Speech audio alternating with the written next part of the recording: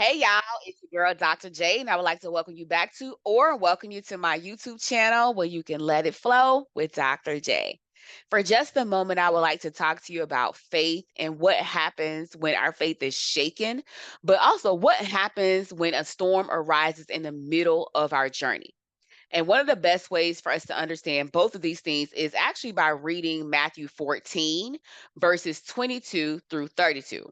So in the New King James Version, it says, immediately Jesus made his disciples get into the boat and go before him to the other side, while he sent the multitudes away. And when he had sent the multitudes away, he went up to the mountains by himself to pray. Now, when the evening came, he was alone there. But the boat was now in the middle of the sea, tossed by the waves, for the wind was contrary. Now, in the fourth watch of the night, Jesus went to them walking on the sea. And when the disciples saw him walking on the sea, they were troubled, saying, "It is a ghost." And they cried out of fear. But immediately Jesus spoke to them, saying, "Be of good cheer. It is I. Do not be afraid." And Peter answered him and said, "Lord, if it is you, command me to come to you on the water." So he said, "Come." And when Peter had come down out of the boat, he walked on the water to go to Jesus. But when he saw that the wind was boisterous, he was afraid, and beginning to sink, he cried out, saying, "Lord, save me." And immediately Jesus stretched out his hand and caught him and said to him, "O you of little faith, why did you doubt?" And when they got into the boat, the wind ceased. Then those who were in the boat came and worshiped him, saying, "Truly, you are the Son of God." This passage we learned that the disciples had embarked on a journey of approximately 5 miles, and midway into this journey they encountered a storm. So there are other scriptures that lets us know how far they were traveling and just at what point did the storm actually occur in their lives. They did not encounter the kind of storm that would allow them to sleep peacefully or one that would allow them to chat as they watched the rain come down. They actually experienced the type of storm that every time their boat inched forward, the wind pushed them back. The type of storm that made them struggle and strain to get control of the situation because the wind was fighting against them.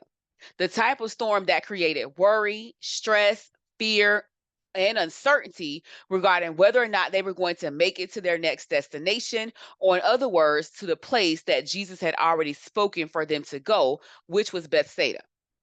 But in the midst of their storm, Jesus noticed that his children were struggling. He saw that they were trying to fix the situation in their own strength and that they were fighting with all their might to get to where they were instructed to go.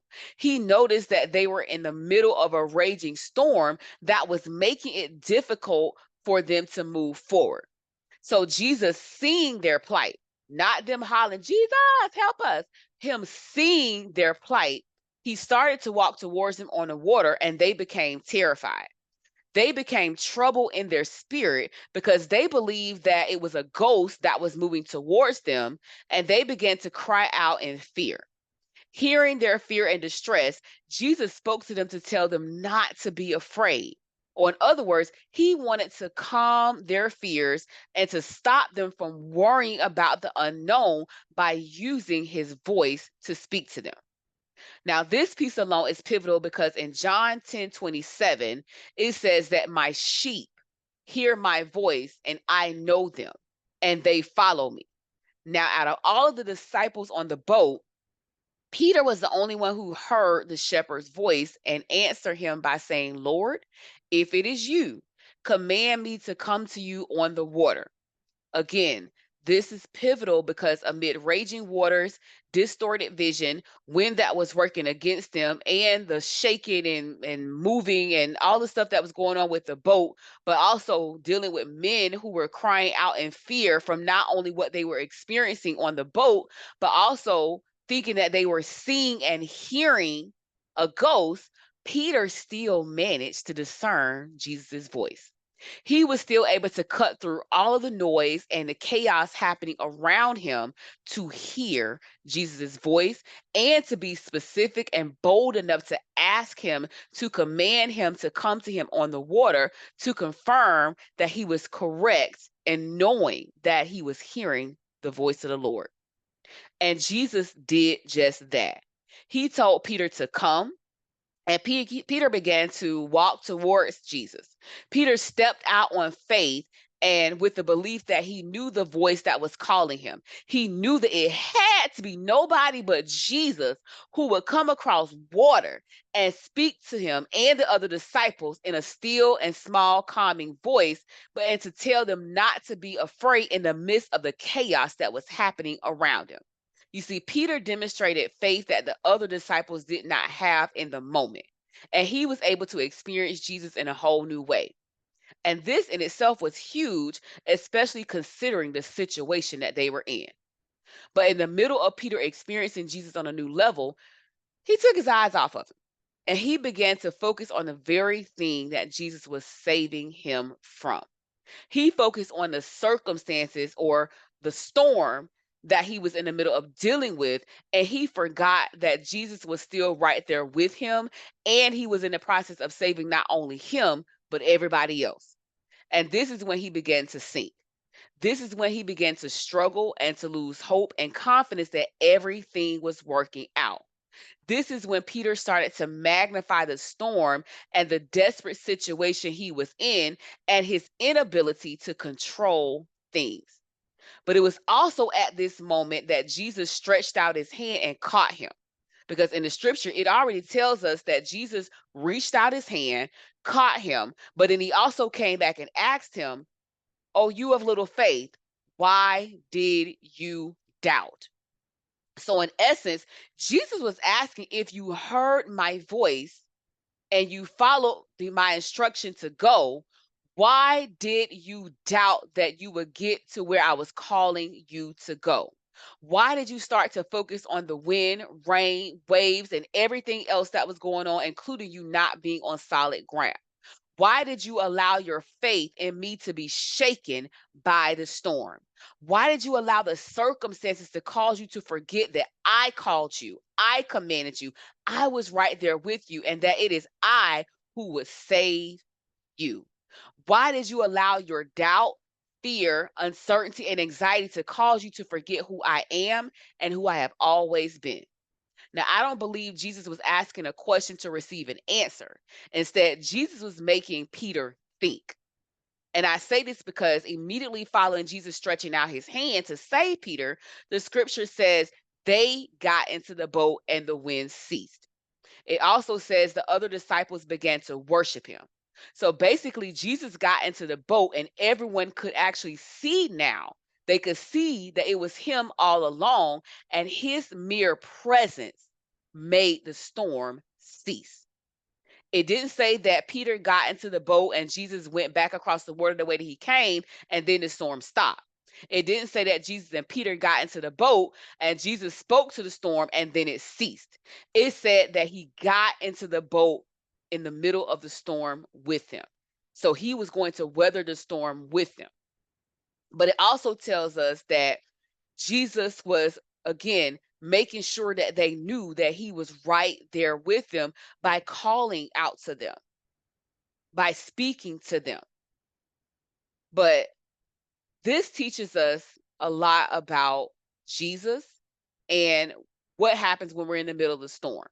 But it also teaches us about what we do, what we think, how we behave, and what we allow to happen in those storms. You see, some of us may be going along fine and taking the journey that God has called us to go on, but at the first sign of trouble, the first sign of struggle, at the first sign of adversity, uncertainty, delay, detours, challenges, or changes, we may become like the other disciples and begin to panic. We may hear God saying, I will never leave you nor forsake you. All things are working for the good of those who love me and are called according to my purpose. Lean not on your own understanding, and in all your ways acknowledge me, and I will direct your paths. Don't be anxious for anything. and everything else God is speaking to us, we can hear that and yet still find ourselves terrified, struggling, complaining, and feeling hopeless, lacking confidence. Or we may have the type of faith that Peter had, and we may hear God speaking to us and instructing us, but as soon as the situation gets real, as soon as things start to change in the middle of our journey, as soon as it feels like, God, what you have promised me is taking too long for me to receive it, or as soon as we start to look at everything that's going on around us. So we're allowing people and things around us, the chaos happening around us, to drown out God's voice. We find ourselves thinking just like Peter. We started out great, and then we find ourselves sinking. We find ourselves in a state of defeat, doubt, fear, misery, anxiety, and depression because we stopped focusing on God and who He is, but also who He has always been in our lives. And we start focusing on our circumstances and what everyone else is saying, doing, and believing around us. We lose hope because of our right now, and we start to believe that the storm we are in is where things will end for us instead of allowing God to get in the boat with us and cause the winds and the rains to cease. So we start to put a period where there should be a comma. We shift our focus and our mindset to believing that God won't show up, He won't fix it, He can't possibly rescue and restore us, and He just doesn't understand the desperation or the dire needs that we have. We start thinking that bills will never get paid, we will never receive healing, we will always be at a disadvantage or in a space of struggle and lack, in a space of misery and defeat. Then we start to wonder, what's the point of continuing to pray, believe, and have hope and faith that God will make a way, that He will even show up on time, and that He will keep every promise that He made to us, that His word won't return to Him void? We start to wonder. And sometimes we also do the other things that the disciples did, which was forget what God has already done for us and the times He has rescued, provided, carried, and blessed us in the past. Prior to the storm, the disciples had just witnessed Jesus feeding the multitude. So the fish and the loaves of bread, they witnessed the true multiplication of Jesus. The way that He takes the little that we have and multiplies it to ensure that we have everything that we need. They had just saw the miracle He performed and had been with Him through many other situations to hear His voice and see His hands at work in their lives and the lives of others.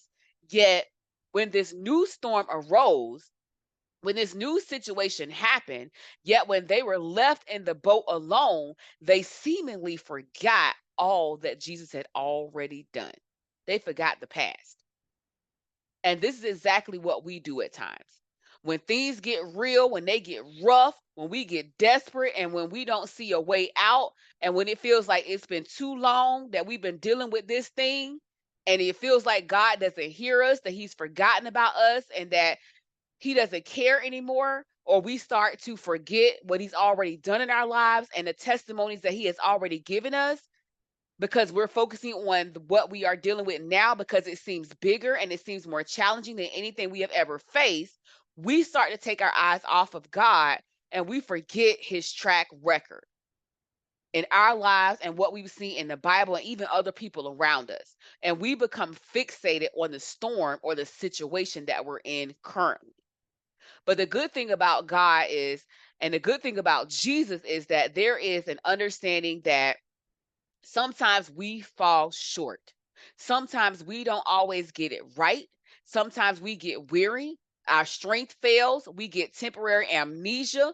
We worry and we stress or concern ourselves about things that are outside of our control. It is understood that sometimes we don't see things with spiritual eyes. Sometimes we look at our trials and tribulations through our own lens and what we are capable of doing, and we begin to sink. But thankfully, God knows us inside and out, and He knows that there will be times when we will have to be carried. times when he has to send gentle reminders or God winks to remind us that he's still there and he still cares for us. Times when he has to speak to us, and whether it be through song, a Bible verse, a person, television commercial, a sign on the roadway, a YouTube channel or podcast, or his still small voice. God will get his message across to us. He will make sure that he is heard by us. But we must be like Peter and be able to recognize his voice and when he is speaking to us. And we must be obedient to all that he asks of us. We must be willing to step out on faith and believe that God will keep his promises and he will take care of his children. We must keep the faith and do all that we need to stay encouraged, to endure, and to keep moving forward when all is well, but especially when we are going through the storms and they are raging in our lives. We must continue to trust that God will never leave us nor forsake us, and that he will get in the boat with us in the middle of the storm to rescue us, especially when we don't have the strength or the capacity or the abilities to do things or handle the situations ourselves. We got to remember that God will always show up for his children and that he cares about us and loves us unconditionally. All right, y'all, I hope this message blesses you and meets you at your point of need. If your faith is shaken and you are finding yourself struggling or dealing with a storm in your life, remember God's track record in your life. Meditate on his word day and night. Take all of your needs and your anxieties to him in prayer and trust that he will see you through. I've dropped a few scriptures in the description. As always, like, share, and subscribe and comment. Peace and love. It's your girl, Dr. J.